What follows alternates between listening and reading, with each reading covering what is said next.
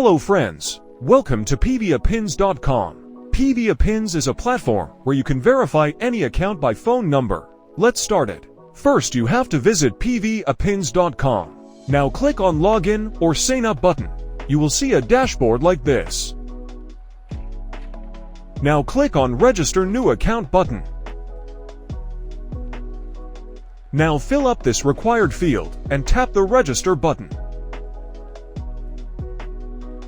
After creating an account you can see your dashboard like this. For recharge, click on the top up option and click on Recharge your account. Now choose your preferable payment method and recharge your account.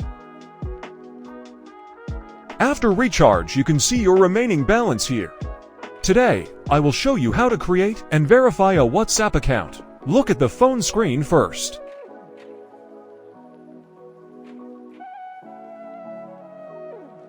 In this field you have to enter a number and verify it. Now search your preferable country in pvapins.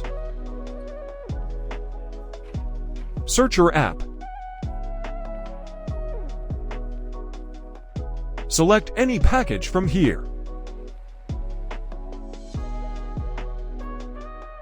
You will get a number here. Enter this number into number verification field.